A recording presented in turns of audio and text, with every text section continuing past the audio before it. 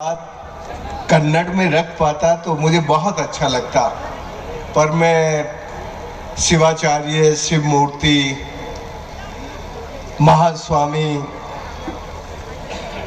जगत गुरु से निवेदन करता हूं कि मैं अपनी बात हिंदी में रखूं। ये पूरा मंच कन्नड़ में बातें रख रहा था, पर मैं कन्नड़ समझ सकता हूं, लेकिन कन्नड़ बोलना मेरे लिए बहुत मुश्किल होता है।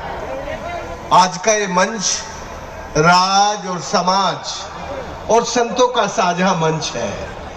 इस मंच पर आप जैसे संत विराजमान हैं। आपका कर्नाटक राज्य का मुख्यमंत्री और उनकी कैबिनेट के बहुत सारे सदस्य मौजूद हैं। मैं जानता हूं कि मेरा परिचय बसवराज बोम्मई साहब ने कर्नाटक से मैं सबसे पहले कराया था, और तब आप एच.के. पाटिल साहब के साथ हमारा काम देखने गए थे, और बोम्मई साहब तो आपसे भी पहले काम देख के आए थे। फॉर्चुनेटली वो 7-8 साल वाटर रिसोर्स के मिनिस्टर रहे हैं। पर कर्नाटक एक ऐसा सुंदर राज्य आप सबको मिला है, जिस राज्य में सब कुछ है, लेकिन भगवान के लाडले बेटे बनकर जब कर्नाटक के लोग अपने पानी के प्रति लापरवाह हो जाते हैं, तो उसके पास कितना भी पानी हो वो बेपानी हो जाएगा। माफ करना, ये बात कड़वी है और ऐसे मौके पर नहीं कहनी चाहिए, पर यदि कर्नाटक को पानीदार बन के रहना है तो फिर यहाँ के समाज को, राज को, और जो अच्छा काम आप जैसे संत ने इस धरती पर किया है उनको मिलके ही हो सकता है। मैं आज आपका काम फिर दोबारा देखने गया। आप जानते हैं कि मुझे 2002 से लेकर आपने जब भी याद किया, मैं 10-12 बार तो आया हूँगा इस पूरे काल में। जब आप राजनाथ सिंह जी और सब चरणगिरी की पूरी पदयात्रा की, तो उस पदयात्रा में मैं आपके साथ था। दोस्तों, कर्नाटक सचमुच भगवान का लाडला बेटा है, पर वो लाडला बेटा तभी तक लाडला बन के रह सकता है जब आप भगवान को और भगवान की दी हुई नियामत को, भगवान की दी हुई संपदा को प्यार से सहेज के रखना शुरू करेंगे। राजस्थान से 2, 3, 4 गुना ज्यादा बारिश होती है, फिर भी एक बड़ा हिस्सा बेपानी हुआ है। आपकी सरकारों ने खूब काम किया, लेकिन स्वामी श्री ने पिछले 10-12 सालों में जो शांति बांध बनाया और चैनगिरी के तालाबों को रिफिल किया, और आज जो मैं तालाब देख के आया बोमल सागर, वो भी पूरा भरा हुआ है।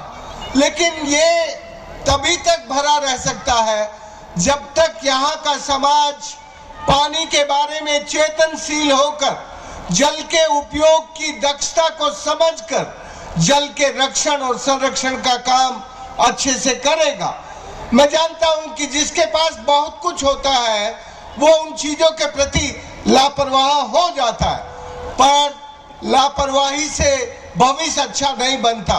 कर्नाटक में श्री गेरे स्वामी जैसे संत हैं जो समाज को, उसके भविष्य को सुधारने की चेतना देते रहते हैं, लेकिन ये चेतना तभी साकार होती है जब समाज साथ जुड़ता है और समाज साथ जुड़ के अपने भविष्य को बेहतर बनाने के सपने खुद देखता है। दोस्तों, मैं स्वामी श्री के चरणों में इतनी ही बात कहना चाहता हूँ कि कर्नाटक एक बहुत सुंदर राज्य है, लेकिन कर्नाटक में पानी का संकट अब बढ़ेगा।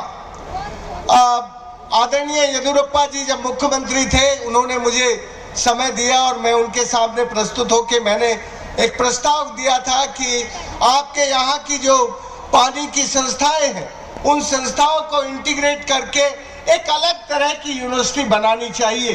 वो यूनिवर्सिटी, ये जो यूनिवर्सिटी चल रही है, ऐसी यूनिवर्सिटी बिल्कुल नहीं होनी चाहिए, क्योंकि ये यूनिवर्सिटी तो ऐसे लोग तैयार करते हैं जो काम नहीं करते धरती पर।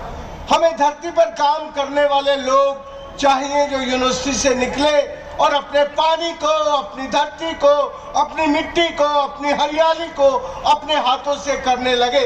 इसलिए आपने उस फाइल को आगे बढ़ाया था।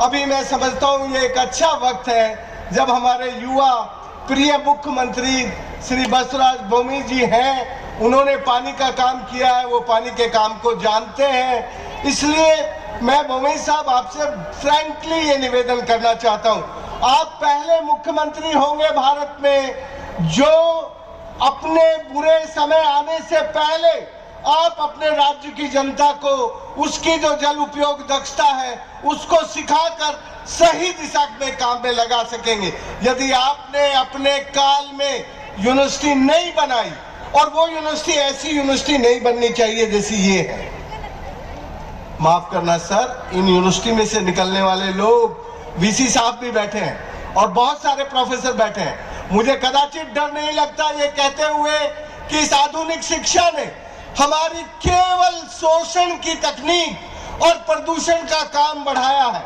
उसने प्रकृति का पोषण और मानवता के पोषण को कम किया है। इसलिए आपकी ये यूनिवर्सिटी प्रकृति और मानवता का दोनों का पोषण कर सके, जो स्वामी जी अपने छोटे छोटे कामों से अपने रहते कर रहे हैं, वो एक यूनिवर्सिटी पूरे राज्य में कैसे कर सकती है। फॉर्चुनेटली आपके पास दो बड़े संस्थान हैं, आपके पास बिल्डिंगें हैं, जमीन है, लेकिन इन बिल्डिंग और जमीनों में पढ़कर निकलने वाले लोग अभी तक जो कैरिकुलम है वो केवल प्रदूषण, अतिक्रमण और संसाधनों का शोषण की इंजीनियरिंग पढ़ाता है।